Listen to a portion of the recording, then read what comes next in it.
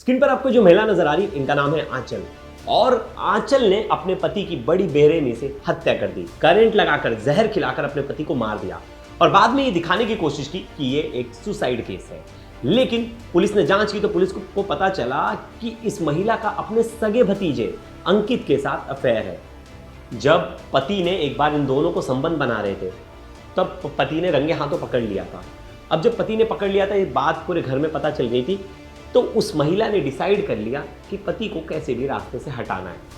अब ऐसे में 5 साल पुरानी शादी, 2 साल का बच्चा और उन सब की बिना फिक्र किए इसने ये प्लानिंग रची कि कैसे भी पति को हत्या करके रास्ते से हटा देना। अब इस हत्या में उसने जिस शख्स को शामिल किया वो भी हैरान करने वाला है।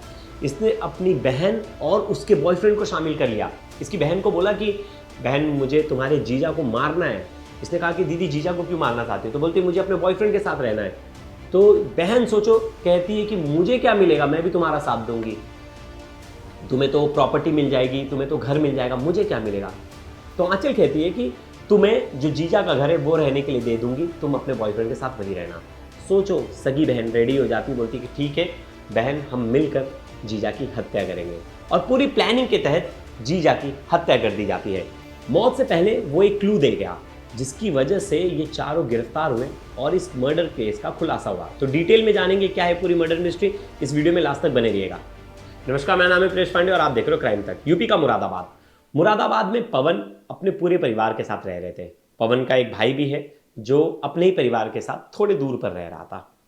पवन की 5 साल पहले शादी हो जाती है आंचल के साथ। आंचल संभल की रहने वाली है और ये अरेंज मैरिज थी। घर वालों ने लड़का लड़की को बुलाया, बोला कि आप आपस में बात कीजिए, अगर आप दोनों को लगता है कि आप एक दूसरे के लिए सही हो तो आप दोनों की शादी करा देंगे। दोनों बातचीत करते, कई दिनों तक बातचीत चलती है और पहले दोनों में प्यार हो जाता है। प्यार होने के बाद दोनों डिसाइड करते हैं शादी करेंगे। ऐसे में पवन कहता है कि लड़की वालों से कोई पैसा नहीं लेना है, कोई दहेज नहीं लेना है और शादी तय होती है क्योंकि अब पवन जो था वो आंचल से प्यार करने लगा था। तो दोनों की शादी हो जाती है, बड़ी धूमधाम से दोनों की शादी होती है और शादी के 2 साल बाद उन्हें एक बेटी भी होती है। बेटी के बाद घर में सब कुछ नॉर्मल रहता है। लेकिन अब जो पवन थे वो एग्रीकल्चर डिपार्टमेंट में काम कर रहे थे, तो ऐसे में वो ज़्यादा देर तक बाहर रहते थे, घर लेट आते थे।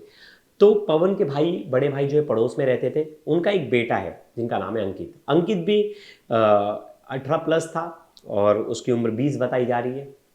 तो अंकित 20 साल का था और उसकी अपने चाची से बहुत ज़्यादा बातचीत थी। चाची और अंकित की उम्र में सिर्फ 4 या 5 साल का फ़र्क था। ऐसे में वो अपनी चाची से दिन भर रात बात करता रहता था, दोनों में अच्छी दोस्ती थी। ये दोस्ती धीरे धीरे अफेयर में बदल गई और ये दोनों ये रिश्ते को छुपाकर चला भी रहे थे। कई दिनों तक ये रिश्ता चला। एक दिन पवन जो है बिना बताए घर पर आ गए। जब उन्होंने दरवाज़ा खटखटाया और दरवाज़ा उन्होंने देखा कि अंदर से बंद है, तब उन्होंने खिड़की से झांका तो खिड़की से देखा कि अंदर उनका भतीजा है उनकी पत्नी के साथ, जो कि उसकी चाची लगेंगी, सगी चाची, और दोनों संबंध बना रहे। ये देखने के बाद वो शॉक हो जाते हैं और घर में कलेश हो जाता है। पवन ये बात सबको बता देते हैं, उनके भाई को, मम्मी पापा सबको घर में पता चल जाता है और बहुत दिनों तक ये कलेश चलता है और ये लड़ाई बहुत ज़्यादा तूल पकड़ लेती है। फिर पवन जो है सीधा साफ तौर पर कहते हैं कि अगर तुम्हें मेरे साथ रहना है तो अपने भतीजे से, अंकित से बात बिल्कुल बंद करनी पड़ेगी, बिल्कुल अंकित से दूर रहना पड़ेगा। पहले तो शुरुआत में जो आंचल है वो हामी भर देती है, कहती कि ठीक है मैं अंकित से बात नहीं करूँगी, हम ये रिश्ता यहीं ख़त्म करते हैं। लेकिन वो इस रिश्ते को ख़त्म नहीं करते, आगे कंटिन्यू करते हैं और कई बार बोलने के बावजूद जो है आंचल जो है वो सुनती नहीं है और पवन जो है बार बार बोल कर परेशान हो गया था। अब ऐसे में अब ये सब चीज़ें तो हो रही थी, घर में लड़ाई झगड़ा भी बढ़ रहा था बहुत ज़्यादा। अब कहीं ना कहीं उसे लग रहा था कि उसका पति उसे छोड़ देगा, तो ये जो उसका बॉयफ्रेंड है अंकित, ये भी कुछ करता नहीं, जो उसका भतीजा है, तो पैसा कहाँ से आएगा? तो इनकी नज़र थी 10 बीघे ज़मीन पर जो पवन के नाम पर थी और पवन के नाम पर जो घर था उस पर। अब ये बोली कि अगर पवन ही रास्ते से हट जाएगा तो ज़मीन जो है वो हमारे पास आ जाएगी, जो घर है वो हमारे पास आ जाएगा और अच्छे से आराम से मैं अपने बॉयफ्रेंड के साथ रहूँगी। सोचिए प्यार में आदमी कितना अंधा हो जाता है। अब इस ऐसे में जो आंचल थी उसकी बहन भी उसके साथ कई दिनों से रह रही थी, जिसका नाम था शिखा। शिखा का भी बॉयफ्रेंड था, वो भी पास के ही गांव में रहता था, जिसका नाम था अजय। अब ऐसे में दोनों शादीशुदा, दूसरी वाली का बॉयफ्रेंड अजय अफेयर में उसके साथ रह रही थी। तो पूरा गड़बड़ घोटाला था। मतलब छोटी बहन को साथ में रखा था इसने, शिखा को। अब शिखा को इसने बात बताई कि मुझे पति से छुटकारा चाहिए और मैं अपने बॉयफ्रेंड के साथ रहना चाहती हूँ जो मेरा भतीजा है। तो ऐसे में शिखा कहती है कि बात तो सही है, लेकिन इसके लिए आप क्या करोगे? तो बोलती है अपने पति की हत्या, और इसमें तुम मेरा साथ दोगी। तो उसकी बहन बोलती है छोटी वाली, शिखा को ये बोलना चाहिए था कि दीदी ऐसा क्यों कर रही हो, ये तो बहुत बड़ी गलत बात है। उसकी छोटी बहन कहती है कि इसमें मेरा क्या फ़ायदा, मुझे बताओ। सोचिए, मतलब एक बहन अपने ही पति की हत्या की प्लानिंग रच रही है और छोटी बहन कह रही है कि इसमें मुझे क्या फ़ायदा। वो बोलती है कि छोटी बहन बोलती है कि आपको तो घर मिल जाएगा, 10 बीघे ज़मीन मिल जाएगी, सब कुछ मिल जाएगा, आपको तो आपका बॉयफ्रेंड भी मिल जाएगा, मुझे क्या मिलेगा। तो उसकी बहन ने पूछा, बड़ी वाली ने, आंचल ने, कि तुम्हें क्या चाहिए। तो कहती है कि मुझे जिस घर में आप लोग रहते हो वो घर चाहिए, उस घर में मैं अपने बॉयफ्रेंड के साथ रहूँगी, बताओ। और बहन जो है रेडी हो जाती है, बोलती ठीक है। तो फिर पूरी प्लानिंग प्लॉटिंग होती है, चारों मिलकर प्लानिंग बनाते हैं कि वो आएगा, उसको मारेंगे, मारने के बाद करंट लगाएंगे और ऐसा दिखाएंगे कि उसने जहर पीकर सुसाइड कर लिया। उन्हें लगता है बहुत ईजी खेल है, हम पकड़ाएंगे नहीं और सब कुछ हो जाएगा। अब ऐसे में ये प्लानिंग के तहत जो है फ्राइडे की रात को बताया जा रहा है कि वो घर आता है लौटकर अपनी ऑफिस से, और बड़ा थका हारा था तो लेटता है। तो इस बीच उसकी पत्नी जो है जानबूझकर उससे लड़ाई करती, कलेश करने लगती। जब लड़ाई होती तो बात हाथापाई तक पहुंच जाती, तब तक घात लगाए ये तीनों बैठे होते, रूम में छुपे हुए होते, और ये निकलते बाहर, ये उसका मुंह बांध देते, हाथ पैर बांध देते। हाथ पैर बांधने के बाद इसे ज़बरदस्ती इसका मुंह खोलकर उसे जहर पिलाते कि लगे कि मौत जहर से हुई है, और उसके बाद इसे करंट देते, करंट देकर मारते। तो जहर से तो नहीं, लेकिन करंट से पहले ही मर जाता है आदमी। फिर उसको वापस से जहर भी पिलाया जाता है, सोचा जाता है कि उसके मुंह में जहर रह जाएगा, गले में जहर रह जाएगा, तो लगेगा कि जहर पीकर मर गया है।